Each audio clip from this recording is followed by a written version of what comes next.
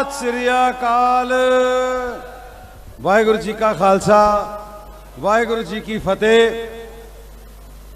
आज एक चीज देख के बहुत खुशी हो रही है, मन को सुकून मिल रहा है कि इन्हां जथेबंदियां दे आगू साडे बजुर्ग उन्होंने पंजाब तो इन्ना क संघर्ष शुरू किया सी।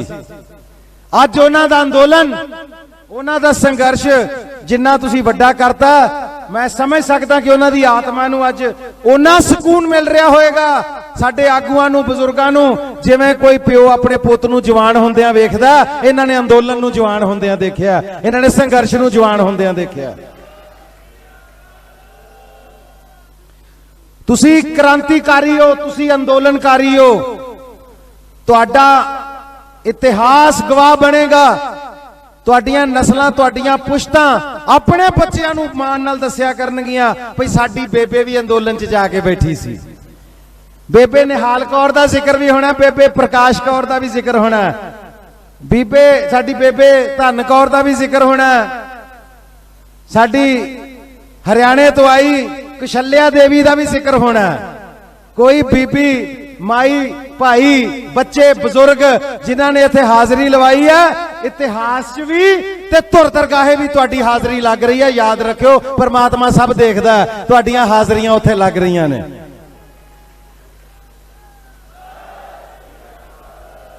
तुसी अंदोलनकारी, तुसी क्रांतिकारी।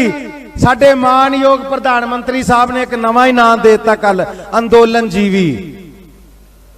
ये पता नहीं केड़ी डिक्शनरी चो कड्डे, आपां तां कदे ना सुनिया ना देखिया। पर मैं एक गल अज मान नाल कहांगा कि सरकार नूं, प्रधानमंत्री साहब नूं, तुहाडे कोल तुहाडे अपने न्यूज़ चैनल ने, तुहाडे कोल तुहाडे चापलूस ने, तुहाडे कोल तुहाडा अपना टीवी है, पर जितना उन्होंने जिन्ना कोल 20 लाख अंदोलन जीवी है।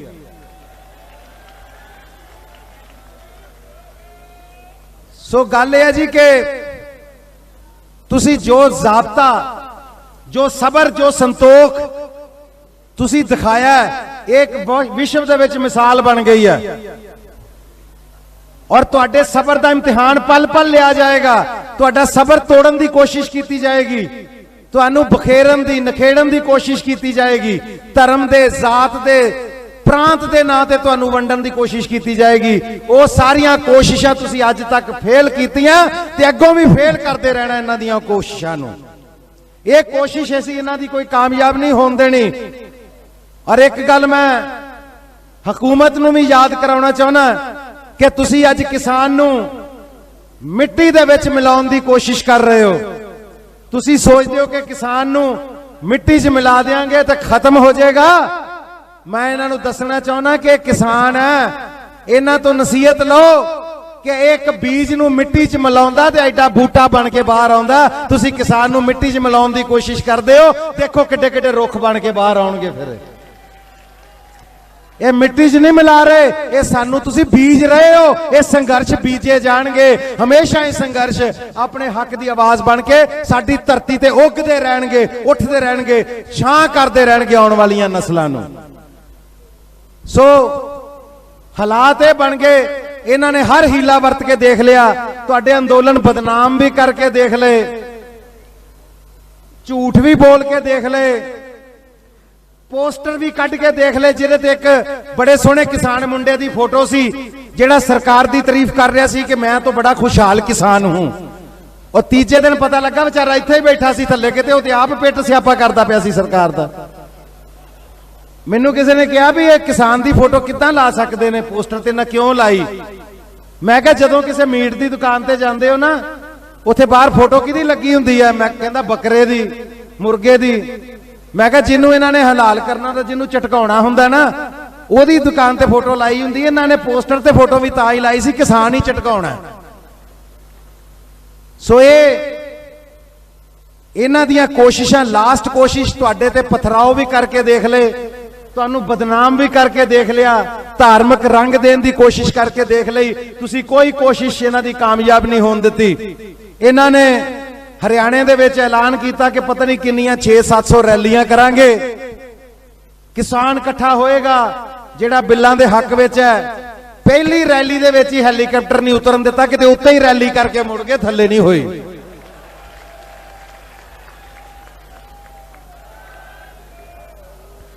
उत्थे बाद उन्हें सोचा भी रैलियां करिए, फोन करते सी, हाँ जी कल वाली रैली का क्या बना जो कल हो रही है। फोन आते सी, कहते सर टेंट का इंतजाम हो गया है, स्टेज का भी इंतजाम हो गया है, चाह पानी कॉफी का भी इंतजाम हो गया है। कहते फिर कहते पर किसानों का इंतजाम नहीं होया, वो कित्थों आने ने। सो रैली तो तां करोगे जे किसान आके कोई सामने बैठेगा, दिहाड़ीदार किन्ने बिठा लोगे सामने। ये तो उन्हें जेड़े जेबां चों खर्च करते पे ने, जिन्हां ने घर वेचते थे, वो भी लोग बैठे ने, गड्डियां वेचतियां, प्लाट वेचते, पता नहीं की अपना सरमाया वेच के इत्थे आके बह गए, लंगर लाए हुए ने लोगों ने। इन्हां नूं की कोई खरीद लेगा। ये रेट लाउंदे ने। साडी एक माता बारे कंगना ने, साडी एक माता बारे ने कहता कि वह बीबियां जिहड़ियां 500 रुपए च आउंदियां, जदों रिहाना ने ट्वीट करता उदों कहंदी इसने करोड़ों रुपये लिए हैं। भाई तू रेट तय करती है सारियां दा, कौन किन्ने पैसे लैंदा। कमाल दी गल है।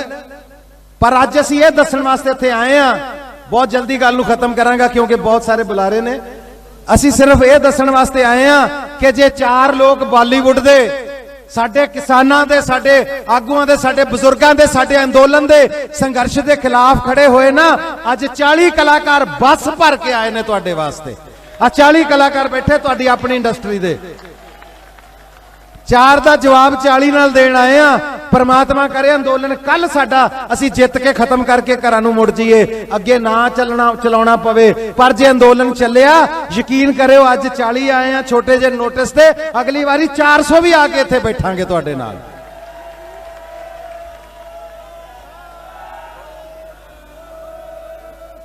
सो सिर्फ इन्नियां बेनतियां करनियां सी कि अपने जज़ब ते, अपने ज़ाब्ते ते कायम रहो, आवाम तक गल अपनी पहुंचाते रहो, अपने आगुआं दा अदब करो, जो कहंदे ने सिर्फ वो मनो।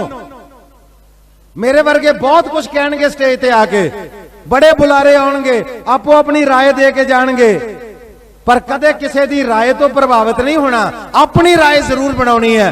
तुहाडी राय ओदी राय नाल मिलदी होवे तां गल होर है। मैं इत्थे कोट करना चाहांगा शहीद भगत सिंह हुणां नूं।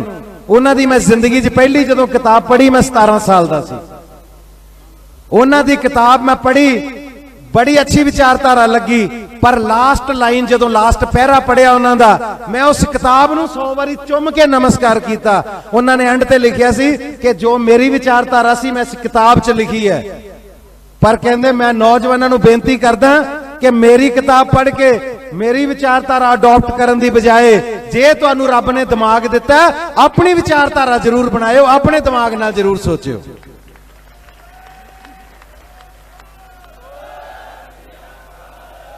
सो तुसी विचारधारा दे मगर तुरे होए हो, तुहाडी विचारधारा सामने बैठी है, ये तुहाडे दिमाग दी सोच है जिन्हां नूं तुसी 6 महीने तो फॉलो कर रहे हो। अज कोई आके अपने विचार प्रगट करदा, उहदे जज्बात कीमती हो सकते ने, उहदे इमोशंस हो सकते ने, ओदी भावना सच्ची हो सकती है, पर डगर ते किवें चलना है, रस्ते ते किवें चलना है, अपना पथ किवें नहीं छड्डना, सी किवें सच्चे मार्ग ते चलदे हां। उस्तत करे जहान वाले उस महाकथन नूं, महावाक नूं सच करना है। वो मार्ग जो तुहाडे वड्डे दसणगे, तुहाडे लीडर दसणगे, सिर्फ ते सिर्फ वो फॉलो करना है। लीडरां च ताकत किन्नी हुंदी है, ये टिकैत साहब ने 2 घंटिਆਂ 'ਚ साबित करता सी पूरे संसार नूं। जिद्दण इन्हां नूं लगा सी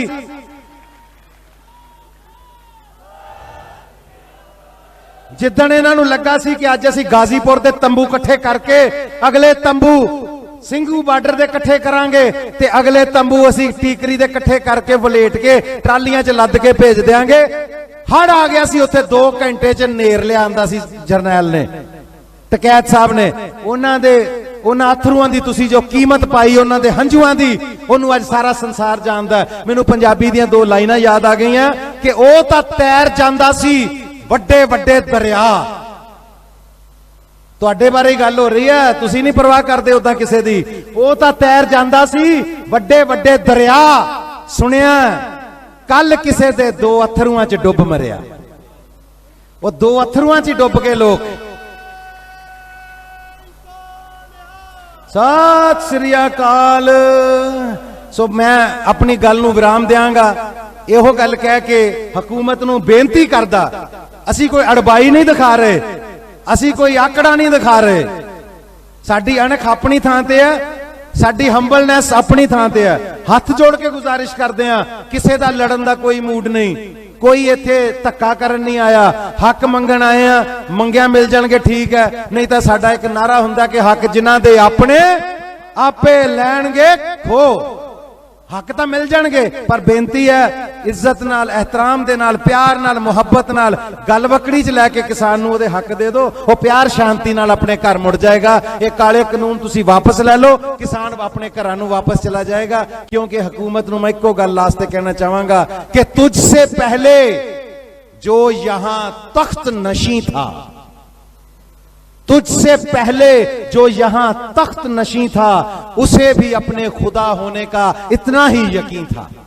उन्होंने भी लगता सी मैं ही खुदा हाँ, पर खुदा ऊपर बैठा है, खुदावंद करीम आपे फैसले करता है। पर बेनती है, तुसी बड़े सोहने पोस्टर बैनर लाउंदे हो, एक रिक्वेस्ट है, ये हिंदी च भी जरूर लाया करो, इंग्लिश च भी लाया करो। अज तुहानू पूरा इंडिया, अज तुहानू पूरा संसार पढ़ना चाहता है कि तुसी इत्थे की लिख के लाया। मेरी बेनती है, पंजाबी भाषा साडे तक सीमित रह जाती है, सानू तो सारिਆਂ ਨੂੰ पता ही असीं कौन है, कि इस हक लई खड़े हैं। इन्हां नूं अंग्रेजी विच भी लाओ, हिंदी च भी लाओ, सारा इंडिया तुहानू पढ़े, सारा संसार पढ़े। वाहिगुरू जी का खालसा, वाहिगुरू जी की फतेह।